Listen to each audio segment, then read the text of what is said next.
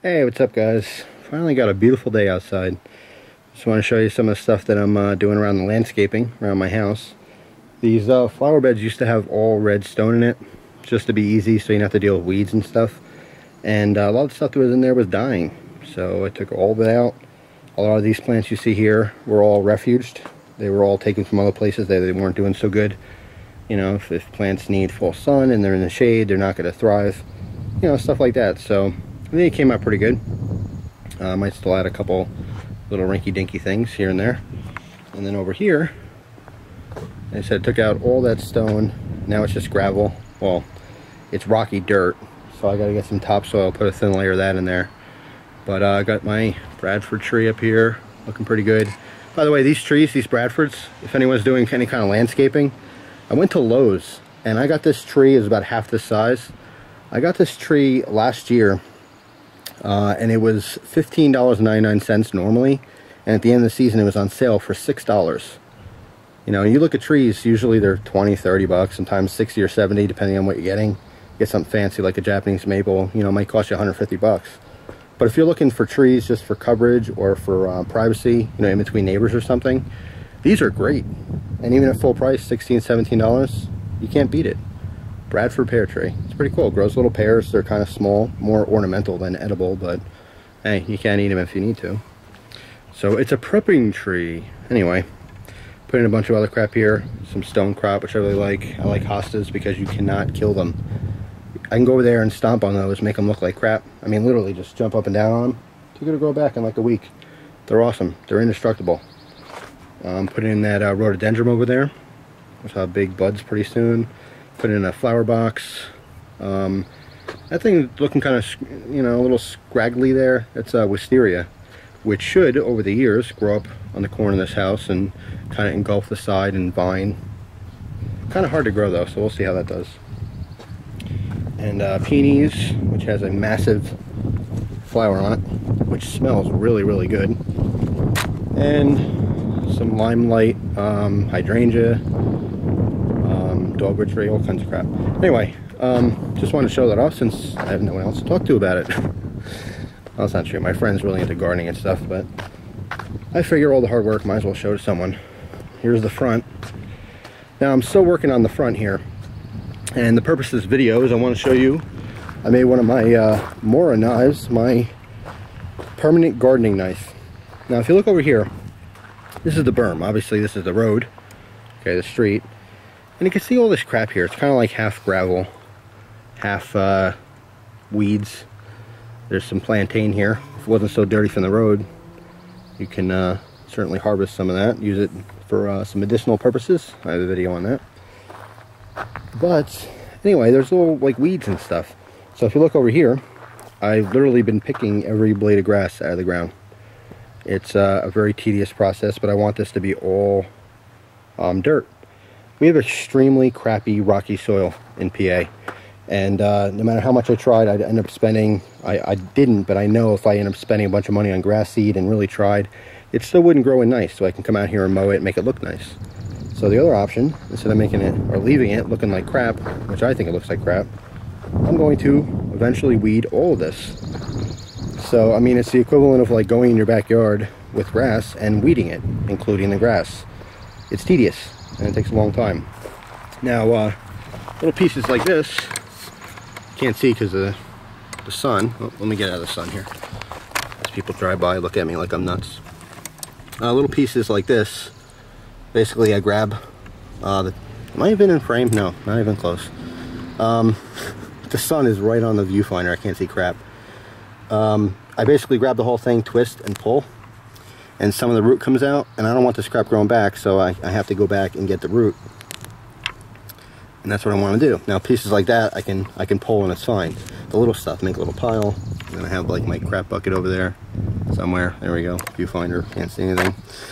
And that's fine and dandy, right? However, there's some clusters here that I just can't get. So that means I get out of the sun so you guys can see everything. This is one of my frost Moras, and it was already nice and dull, and it got rusted from neglect because I honestly forgot about it. It was outside for a little while. So now this is my garden knife, and it's not sharp, won't shave paper. won't even cut your arm unless you really try. However, it's still a blade, and it's still ground, and it's still angled where it's going to work just fine for me cutting into the soil. And I'll give you an example of that over here. Take a look at this little clump. Alright, so we have a clump of grass here. Man, it is sunny. I can't see jack squat. That's right, jack squat. Alright, so normally I would grab this big fistful and try to pull it out, but this is what happens. Okay, I pull a bunch of little pieces off the top.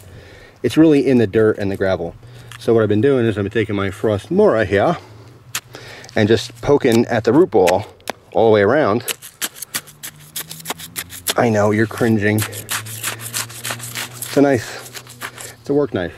This is what we do with knives. This is definitely gross abuse of a knife. I wouldn't suggest doing this unless you're going to dedicate a junker for this. Now, I just picked this one because it was already on its way out, and it's a cheap knife to begin with, but this is where those fantasy swords, yeah, they look really cool gardening with a sword. Your fantasy daggers that are like $6 and you thought it was awesome, you used to hang up on your wall when you were a kid, and like you want to throw it out because now you're embarrassed by it, use it in your garden. You will definitely be the baddest mofo on the block with your your kit I'm drawing a blank. Your Kit Ray fantasy daggers that you got for $11 at Bud K. Anyway, so that's pretty much it. Just kind of poking at the root ball here. So I can do this, work it a little bit.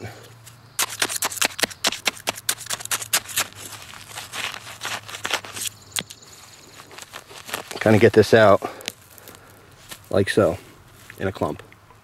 So I can discard it, get rid of it. So that's pretty much it. Just working the area here, trying to make it look nice, and do what I can for the house. Even though I rent, I don't live here. I mean, I live here. I don't own it, but I still have very much a pride of ownership, and I care about, you know, what my property looks like and my possessions. So that's it. I'm maintaining my yard, and sometimes when you're like, oh, come on, Jeff, man, make a video already. This is what I'm doing. I'm not sitting eating Cheetos somewhere watching TV. I'm outside if it's a nice day, and I'm doing stuff like this. I occasionally get lazy. Everyone does. And there's days I will sit and watch TV. I don't have any Cheetos, unfortunately. But yes, a lot of times when there's a lack of videos, it's because I'm doing this. So I figured I would just film this. And there's a lot of other stuff I'm sure you wouldn't want to see.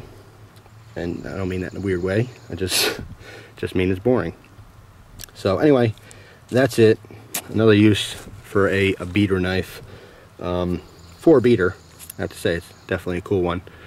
But that's what I've been using that for. And no matter how much I do this, no matter how many rocks I hit, it's still going to have its main shape, which is going to be very useful for gardening. So don't throw your knives out. There's always a good use for them. Alright guys, I'm editing this part in because I want to show you this up close. I forgot. This is a bleeding heart. Now this plant is actually pretty interesting. It's a pretty cool plant. This originally came from a mother plant that my friend has, and she has them. They're bigger than I've ever seen. I mean, they literally come in almost like a shrub. I mean, they get probably 4 feet tall, and they're just, I mean, they stretch over the course of like maybe 10 feet or so.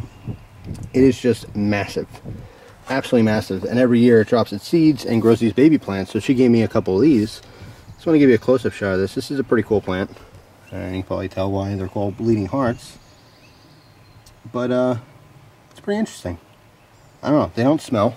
There's no like fragrance to them, but I think they're pretty cool, and they're semi-delicate. I mean, if you have animals, they'll probably end up chewing them.